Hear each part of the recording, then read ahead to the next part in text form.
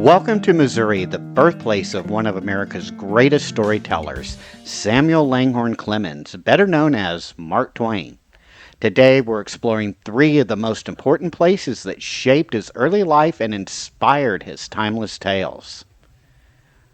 Our first stop will be the Mark Twain Birthplace State Historic Site, where we step back in time to see the very cabin where Twain's life began, surrounded by exhibits celebrating his early years and literary legacy.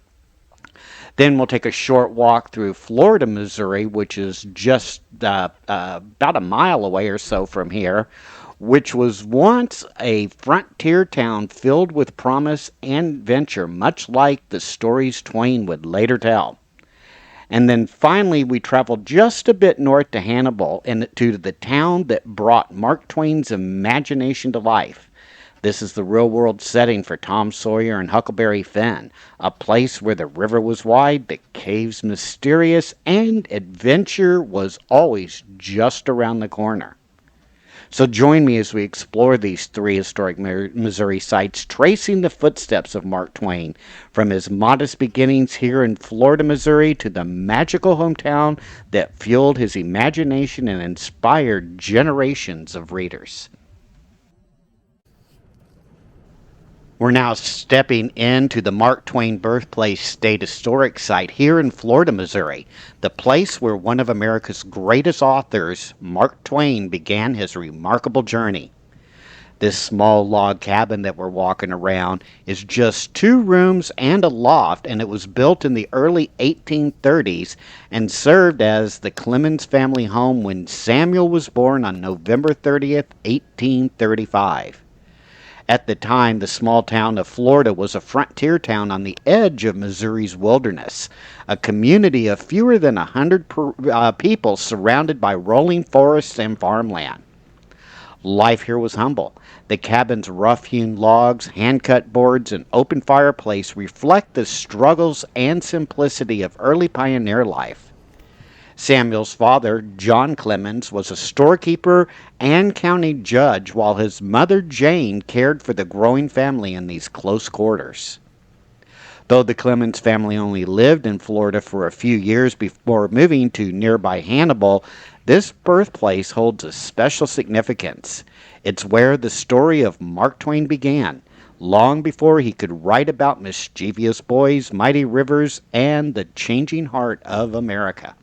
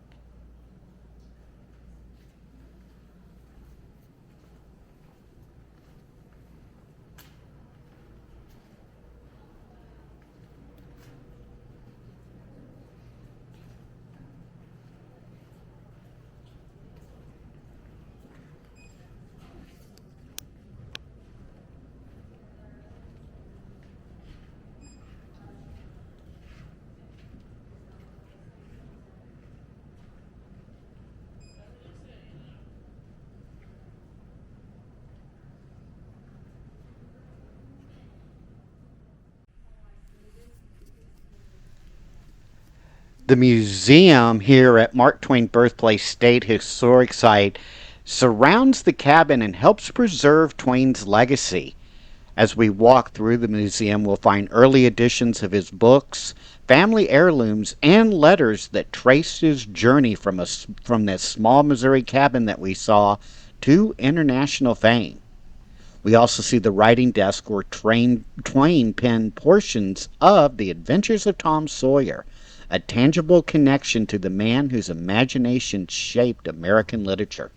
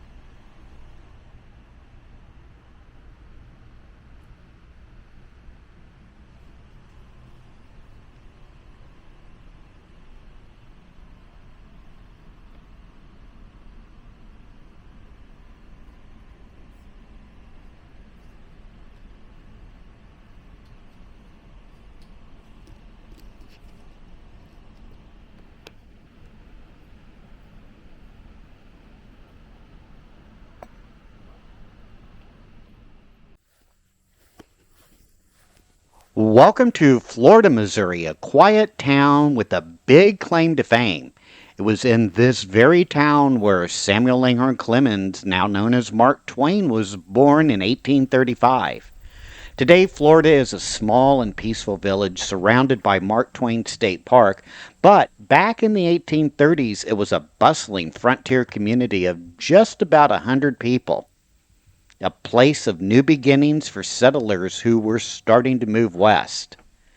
When Twain was born, his family lived in that simple two-room log cabin that we saw back at the museum, not too far from where we're standing and walking around right now.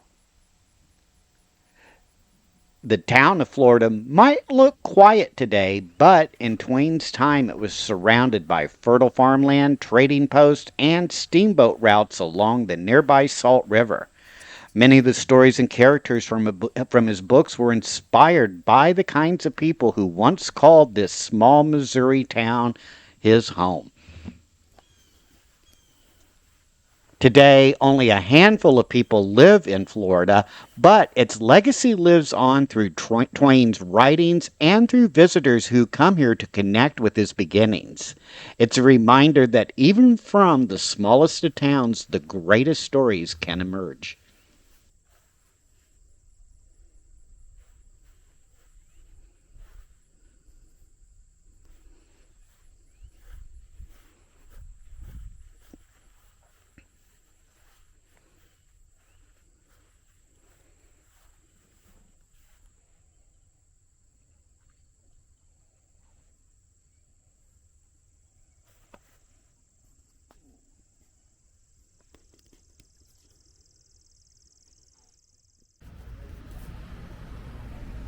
We've now traveled to Hannibal, Missouri, a picturesque Mississippi River town with a legendary claim to fame.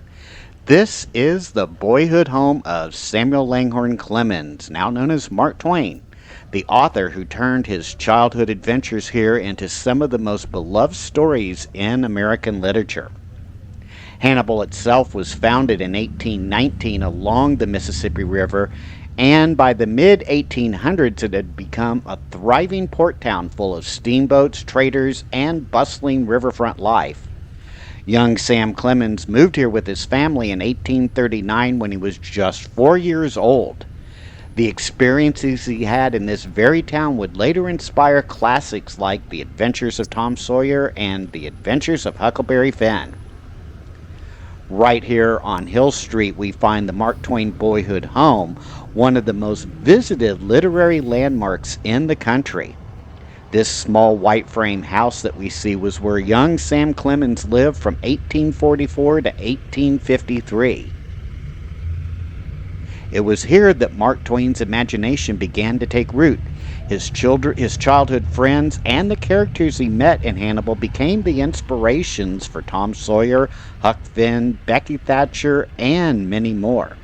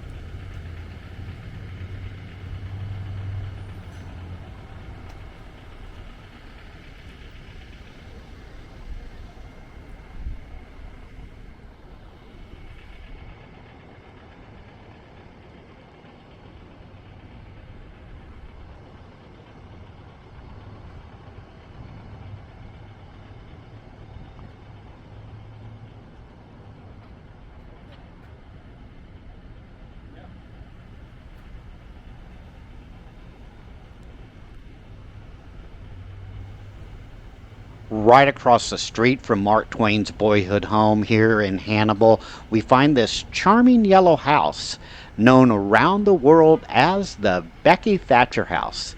It's one of the most recognizable landmarks in town and connects fiction, history, and real life in a very special way. In Mark Twain's classic novel, The Adventures of Tom Sawyer, Becky Thatcher is Tom's classmate and sweetheart, the girl with the golden curls who captures his heart. But what many people don't realize is that Becky was based on a real person, Laura Hawkins, who grew up here right in this very home. Laura was a childhood friend of young Sam Clemens. They attended the same school and lived just across the street from each other. Years later, Twain immortalized her in his books, transforming her into Becky Thatcher, the clever, spirited girl who stands toe-to-toe with Tom Sawyer in many of his adventures.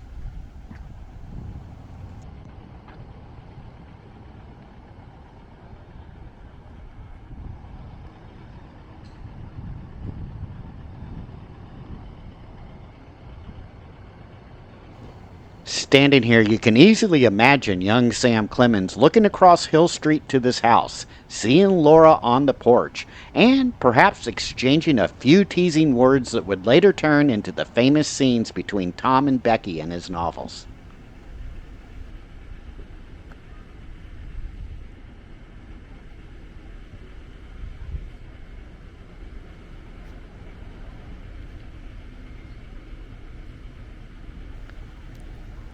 Another building across the street stands the office, or what was once the office, of Mark Twain's father.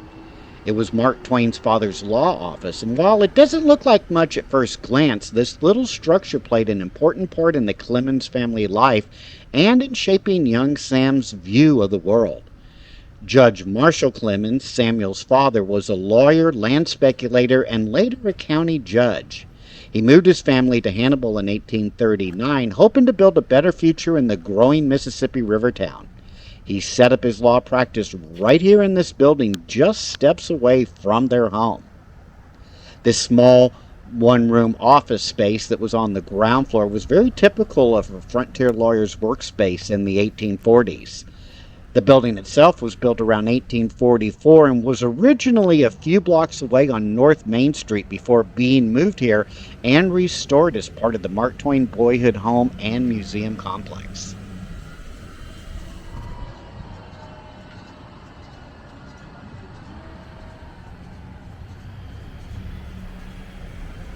As we continue along our walk through historic Hannibal, we arrive at another landmark from Mark Twain's childhood, Grant's Drugstore. This corner building right next to the Clemens family home was an important part of daily life in the mid-1800s, a place where townspeople gathered, shared news, and stocked up on medicine goods and gossip. Back in young Sam Clemens' day, this was a local pharmacy operated by Dr. Orville Grant, and it was one of the very first drugstores in Hannibal, serving as both a medical dispensary and a small general store.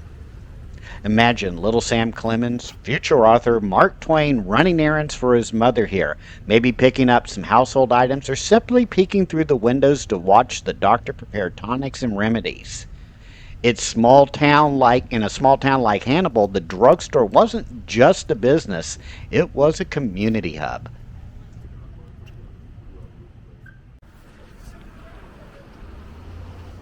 Here in the heart of Hannibal stands one of the most iconic monuments to American literature, the Tom Sawyer and Huckleberry Finn statue. These two familiar figures capture the adventurous spirit of boyhood that Mark Twain immortalized in his timeless novels. The statues depict Tom and Huck just as Twain described them, two barefoot friends ready to set off on another adventure along the Mississippi River. It's a fitting tribute to the author's most famous creations, who were inspired by real people Twain knew while growing up here in Hannibal. The statue itself was unveiled in 1926 and sculpted by Frederick Hibbard, a Hannibal native himself. It was one of the very first monuments in the country dedicated to fictional characters.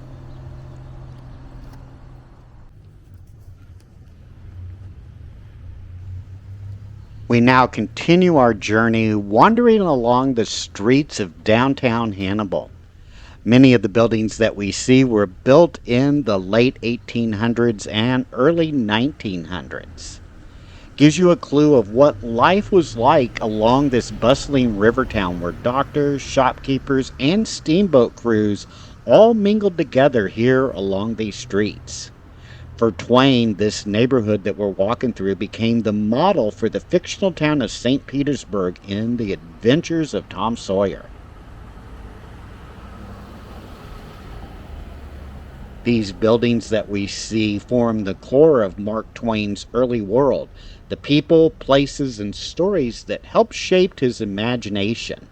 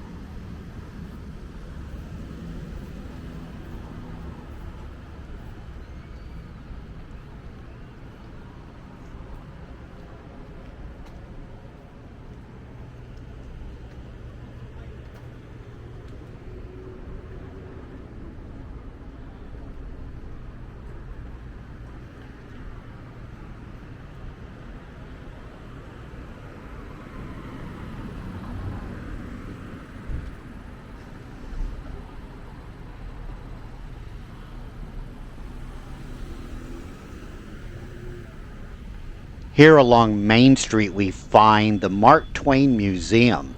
The museum opened in 1983 and serves as the centerpiece of the Mark Twain Boyhood Home and Museum Complex. Inside the museum, you'll find more than a dozen galleries filled with artifacts, first editions, original art, and exhibits that will bring Twain's world to life.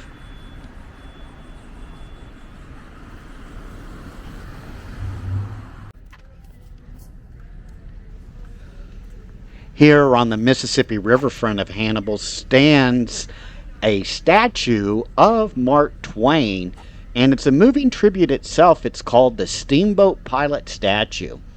This statue depicts Mark Twain as he might have appeared when he served as a riverboat pilot on the Mississippi River, a job he took up in the late 1850s. It's located here in Glassix Landing, overlooking the river where steamboats once churned their way north and south. Before Mark Twain became the celebrated writer of the adventures of Tom Sawyer and the adventures of Huckleberry Finn, he trained as a steamboat pilot. In 1859, he received his pilot's license, and for a time, the river became his classroom and playground. The river taught him navigation, but also taught him the power of words and the rhythms of life and death that would later shape many of his stories.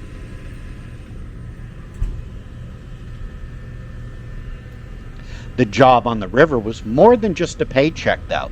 It exposed Twain to the broad world beyond Hannibal, deepening his sense of adventure, and introduced him to the layered life of America along its great river. It is no accident that his pen name, Mark Twain, comes from a riverboat term. Mark Twain meaning about 2 fathoms or 12 feet of water that's safe for navigation. This statue reminds us of how the river taught the man who would teach us about it.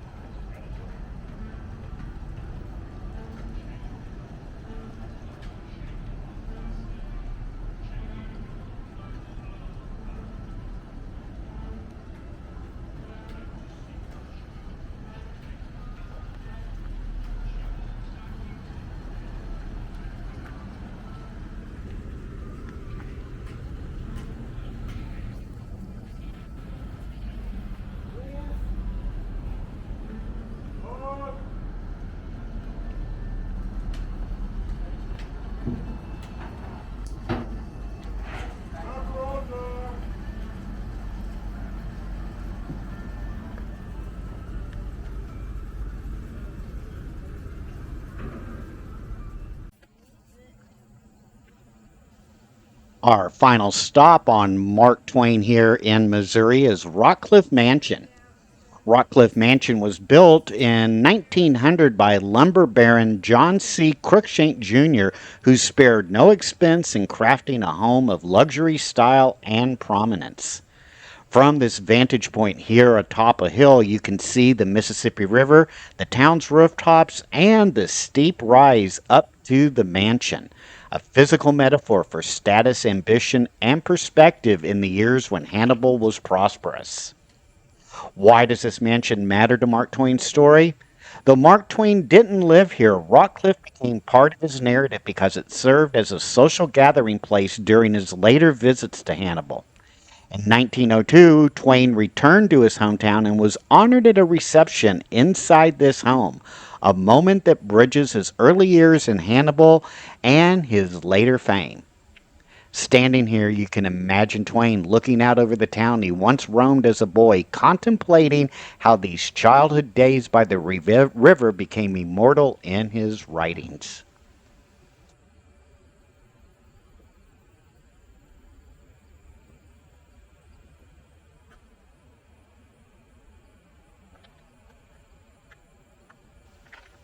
I hope you enjoyed this Wandering Walks of Wonder history tour of Mark Twain historic places here in Missouri. had an opportunity to visit his birthplace cabin, the small town of Florida, Missouri that he once lived in, and now here in Hannibal, Missouri, that shaped much of his famous writings about America. Make sure to hit that like and subscribe button, and we will see you on our next Wandering Walks of Wonder adventure. Take care now. Bye bye.